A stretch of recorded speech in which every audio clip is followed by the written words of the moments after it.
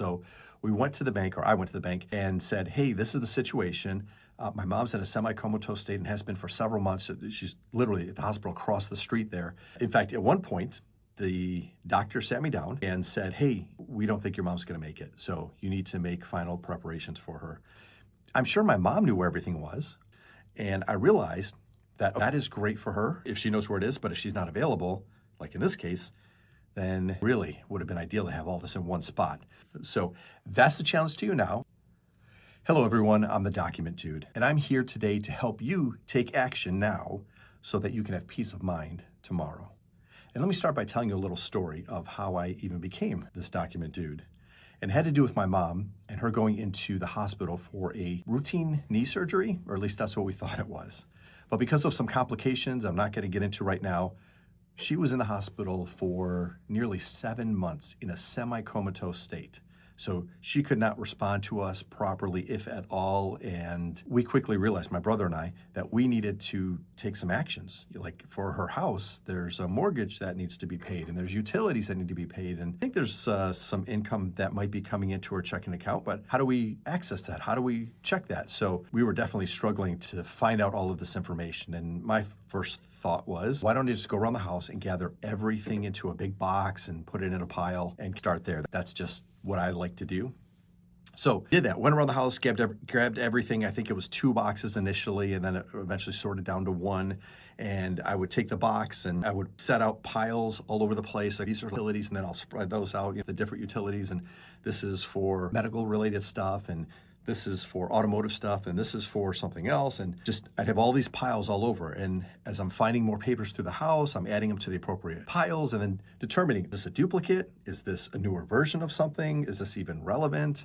Can this be gotten rid of? And then at the end of the day, pack it all up, put it in the box, mostly organized, and then put it all again, go through the next chunk of papers. And this went on for quite a while. And what I decided is that, let me get some folders. Or so I started to put them into folders. And then I thought, I should take the most important documents and maybe put them in a binder.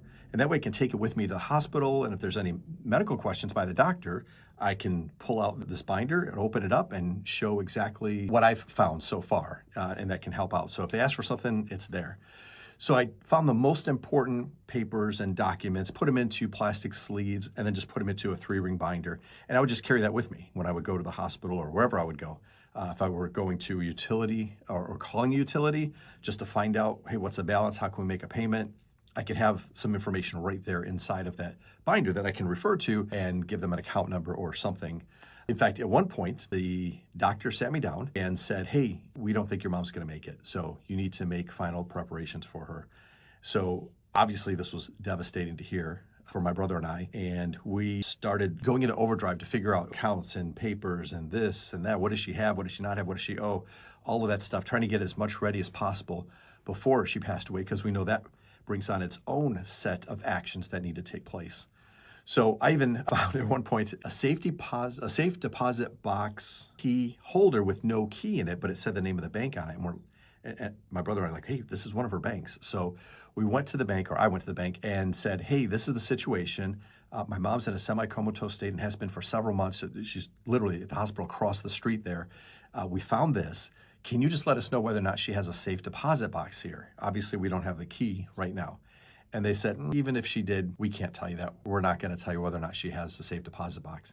And we said, oh, we're trying to find out because she may have a will in there or some other important documents, and we just need to figure out how we can get access to that.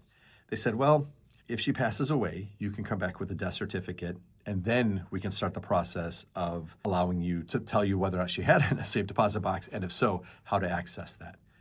That just does not work for right now for what we're going through. We need to try to get prepared. Can I get some letters from the doctors explaining the situation? They said, no, nothing we can do. Great. So anyways, we left, continued to use the binder just to put those important documents in. I would meet with the doctor and they might ask something about her history. And hold on, I think I saw something. I'd flip through them. There it is. And the doctor's like, wow, that was pretty quick that you got that. I'm like, well, you just threw everything in the binder here. Or I might be talking to a utility. Well, do you have the particular account number? Yeah, hold on. Here it is. Wow, that was pretty quick. And I'm realizing there's some value to this binder and having this stuff organized, because even though I was collecting papers all throughout the house and making these piles and organizing it, putting it all in one spot into one binder, I'm sure my mom knew where everything was.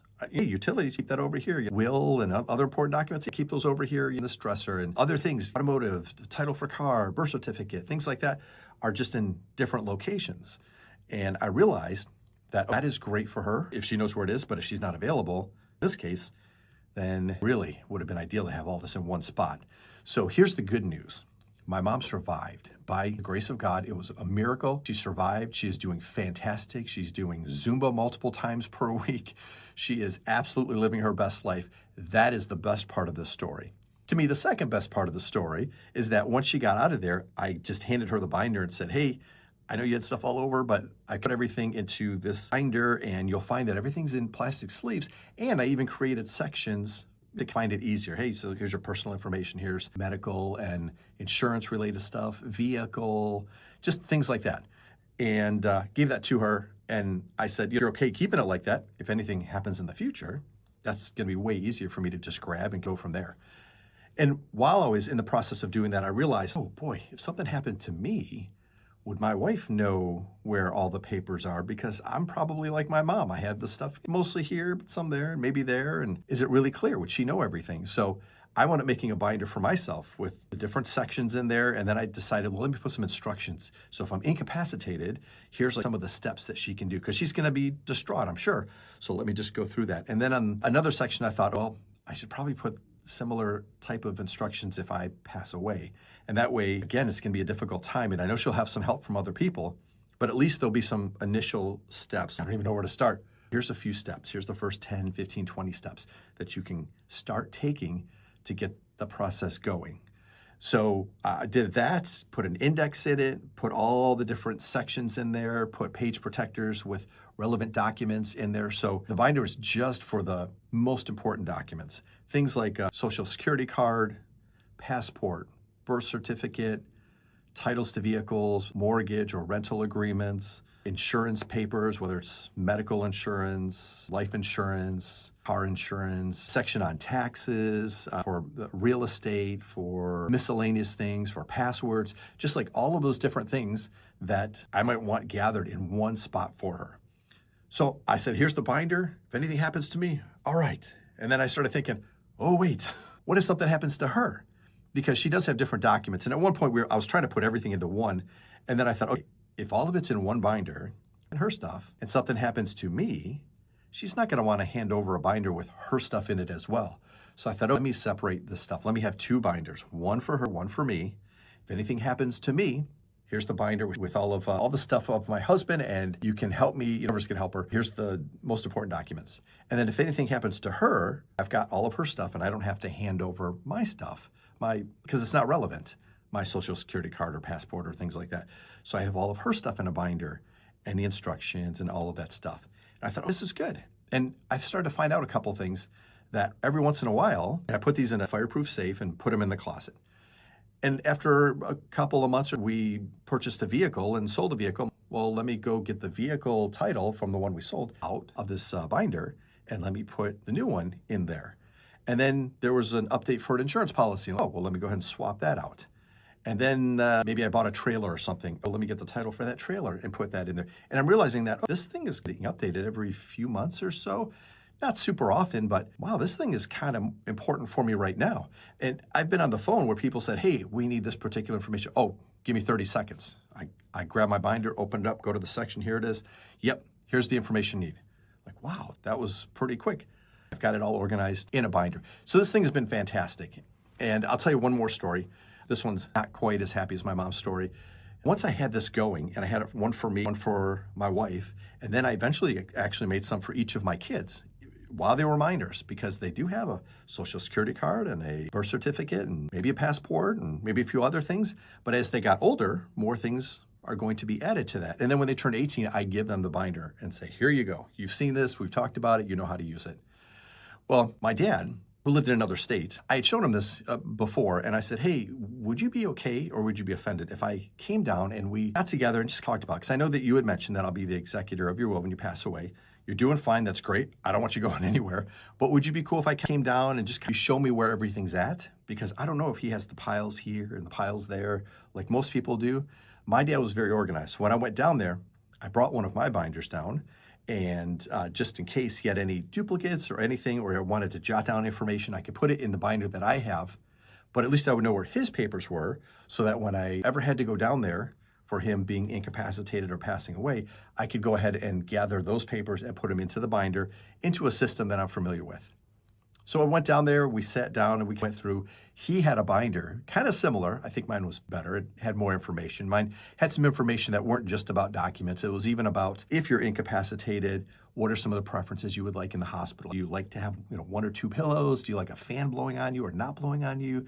Would you like music on in the background, or TV, or just little things like that that wouldn't normally show up in a legal document, but they could be some important comfort things for you if you're not able to communicate those things. So I think my binder had more information, but that was totally fine. He had gone to his lawyer and got all of his documents prepared, and they were presented in this folder. So that was great. He did a great job with that, and he was fine with that. No problem. I'm not pushing my folder on you.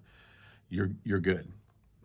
But unfortunately, about a year later, he wound up in the hospital, and very shortly thereafter, he did pass away.